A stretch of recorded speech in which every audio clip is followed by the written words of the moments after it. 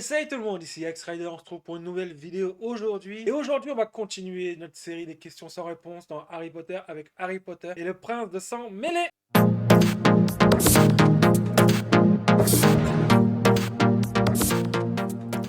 Bon, comme d'habitude, je vais vous rappeler vite fait les règles que je me suis fixées dans cette petite vidéo.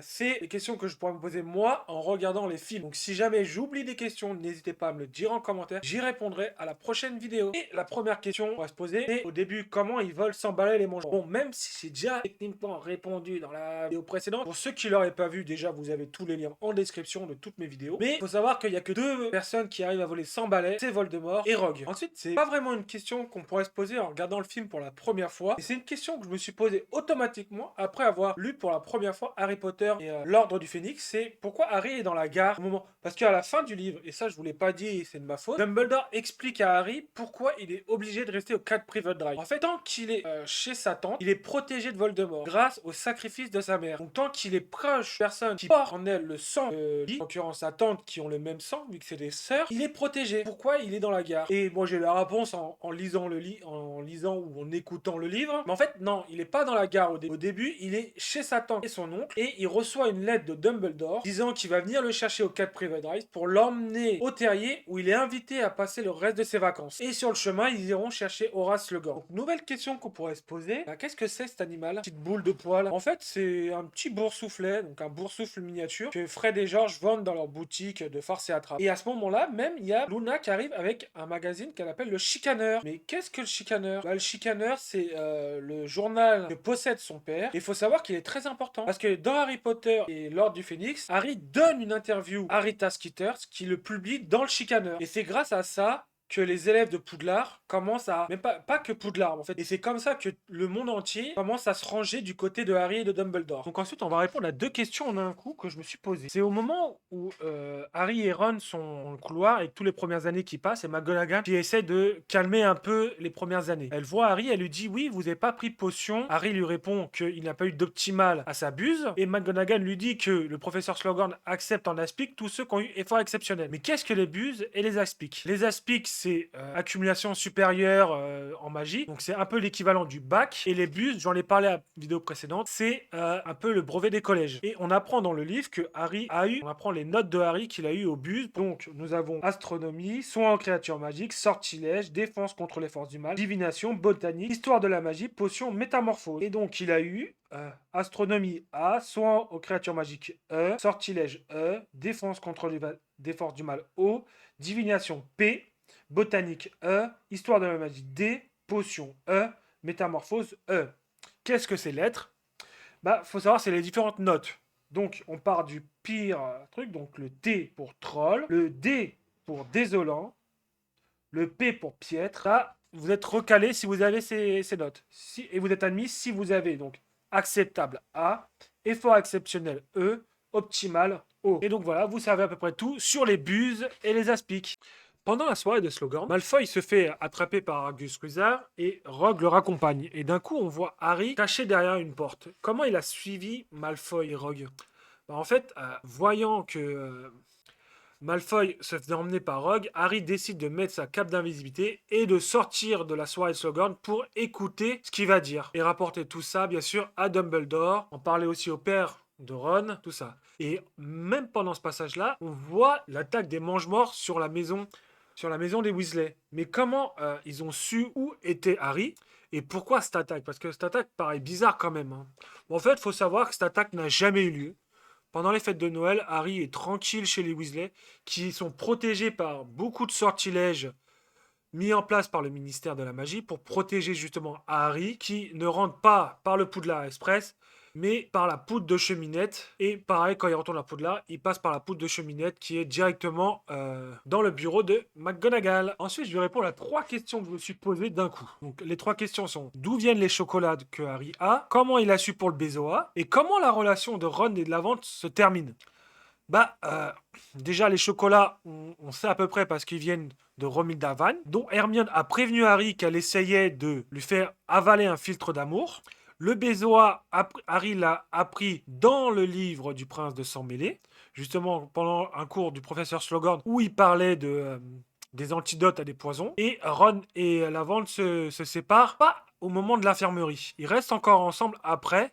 La relation prend fin vraiment quand Harry prend le Félix Felicis pour aller chez Hagrid. En fait, il y a Ron, Harry et Hermione dans le doctorat des garçons. Harry prend le Félix Felicis, sort avec la carte d'invité. Lavande remarque Ron et Hermione. Et c'est après qu'ils se séparent. Comment font-ils pour lancer un sortilège sans prononcer d'incantation? Et pourquoi Harry lance Sectum Sempra? Et c'est quoi Sectum Sempra, surtout? Et pourquoi Rogue ne punit pas Harry? Donc, la première chose à savoir, c'est que les sortilèges dits informulés existent dans l'univers Harry Potter, hein. On le voit la première fois dans Harry Potter et l'Ordre du Phénix entre le combat entre Voldemort et Dumbledore. Et on apprend vraiment l'existence dans Harry Potter et le Prince de Sang Mêlé, justement au cours du Défense contre les forces du mal. Sectum Sempra est un sortilège inventé par le Prince de Sang Mêlé lui-même. Harry le voit, justement, je crois qu'on le voit dans le film, dans le livre du Prince de Sang Mêlé. Et Harry n'osait pas lancer ce sortilège justement parce qu'il ne savait pas qu'est-ce qu'il provoquait. Sauf que dans le combat entre Malfoy et lui dans les toilettes, Malfoy s'apprête à lancer Andoloris. Et Harry régit instinctivement et lance Sectum Sempra. Et il le regrette instantanément parce que ça entaille la chair de Malfoy. Et quand on voit, Mimi Géniard assiste à tout ça, va prévenir Rogue, qui vient voir Harry. Il est puni tous les week-ends, il doit recopier, mettre au propre les dossiers de Rusard. Donc, sur les différentes méfaits qu'ont fait les élèves. Et justement, c'est là qu'il y aura un petit pincement au cœur parce ça sera surtout ceux de son père et de ses amis. Et il faut aussi savoir un petit truc, c'est que Harry est puni juste avant la finale de Quidditch. Et Harry commence à être amoureux de Ginny et il se pose vraiment la question de est-ce qu'il peut sortir avec Ginny ou pas parce qu'elle a rompu justement avec Dean Thomas. Et pendant la finale, donc après la finale, donc Harry va à sa punition dans le cachot de Rogue, remonte dans la salle commune de Gryffondor, voit que Gryffondor a gagné la Coupe du Monde de Quidditch.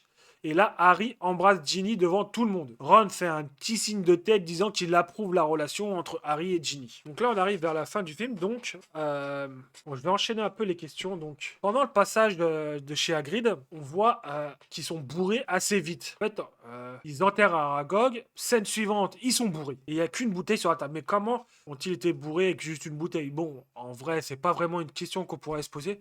Mais l'explication du pourquoi me plaît, vous voyez. C'est en fait Harry qui lance des sortilèges informulés pour remplir les bouteilles de vin qu'avait apporté Horace Slughorn. Ensuite, nouvelle question, c'est les créatures qui sortent de l'eau au moment où Harry essaye de donner de l'eau à Dumbledore après qu'il a avalé la potion pour récupérer le faux médaillon. Ces créatures, c'est des inféries, donc des cadavres ensorcelés par un mage noir. Et ils ont peur du feu. C'est pour ça que Dumbledore fait un tourbillon de flammes. Et donc voilà, j'ai répondu après toutes les questions que je m'aurais pu me poser en regardant Harry Potter et l'Ordre et le Prince de Sang Mêlé. Mais maintenant, je vais aussi comme j'ai fait pour la précédente vidéo, je vais vous dire les passages que moi, j'aurais aimé voir dans les films. Et on va reprendre à peu près, je pense, chronologiquement. Déjà, la première chose que j'aurais aimé voir, c'est le tout début du livre. Le premier chapitre qui s'appelle L'autre ministre, où on voit le premier ministre Moldu et Cornelius Fudge, ainsi que le nouveau ministre de la magie, qu'on voit dans Harry Potter et les reliques de la mort, Rufus Scrimgeour. Il y a aussi, j'aurais aimé voir plus de souvenirs de Voldemort, parce que dans le film, on voit que quand Dumbledore va le chercher, et la conversation avec Slughorn. Mais dans les livres, on a la mère de Voldemort ainsi que son père, son oncle et son grand-père. On voit son premier travail, donc quand il travaillait chez Barjow et Burke, et quand il a parti rendre visite à une vieille dame, Hepzibah Smith. C'est là qu'il récupère la coupe de Poufsouffle et le médaillon de Serpentard. Et surtout, on apprend plus de choses sur les Horcruxes. Dumbledore suppose qu'il a divisé son âme en 7 morceaux, donc cachés dans 6 Horcruxes, et il a quasiment trouvé tous les Horcruxes. Donc il savait qu'il y avait la bague, le journal, le médaillon, la coupe et le serpent. Et il posait la question justement d'un objet appartenant à Gryffondor ou à Serre d'Aigle. Aussi, j'aurais aimé qu'ils donnent plus d'importance au prince de Sang Mêlé, parce que dans le film, c'est vraiment très survolé, le prince de Sang Mêlé. Vraiment, dans le livre, il y a plus d'importance. Harry fait vraiment confiance au prince. Vraiment, quand il apprend que c'est Rogue, c'est vraiment, il remet quasiment tout en question. Et pour finir, il y aura deux passages que j'aurais aimé voir. C'est vraiment à la toute fin. C'est le passage du chant du phénix, donc ce chapitre, et le chapitre juste après, la tombe blanche. C'est vraiment deux chapitres hyper beaux, je trouve. Donc dans le premier, donc Harry retourne à l'infirmerie avec Ginny juste après la mort de Dumbledore. C'est là que tout le monde apprend que Dumbledore est mort. Surtout qu'on voit Bill Weasley qui s'est fait attaquer par Greyback. Et c'est là que même Fleur de la Cour réussit à faire émouvoir Madame Weasley et la faire changer d'avis sur elle. Parce qu'au début, quand on apprend que Bill et Fleur vont se marier, Madame Weasley est vraiment contre ce mariage. Et c'est vraiment à ce moment-là qu'elle approuve ce mariage, entre guillemets, parce qu'elle a tenu tête à Madame Weasley. Et qu'elle a dit que même défiguré et risquant de devenir une menace, elle acceptait d'épouser son fils. Et c'est aussi à ce moment-là que Tonks et Lupin se mettent en couple. Ils sont pas en couple dès le début, non, c'est vraiment... Lupin veut pas sortir avec Tonks. Et donc la tombe blanche, c'est l'enterrement de Dumbledore, tout simplement. C'est à ce moment-là même que Harry rompt avec Ginny pour la protéger. Bon, en tout cas, j'espère que j'étais assez clair. N'hésitez pas à me dire ce que vous avez pensé de cette vidéo en commentaire. Si j'ai oublié des passages, n'hésitez pas à me le dire. Si vous avez lu les livres et qu'il y a des passages que je n'ai pas dit, dites-le moi aussi en commentaire. Et n'hésitez pas à vous abonner. Et je vous dis à dans 2 semaines pour une prochaine vidéo. Ciao tout le monde!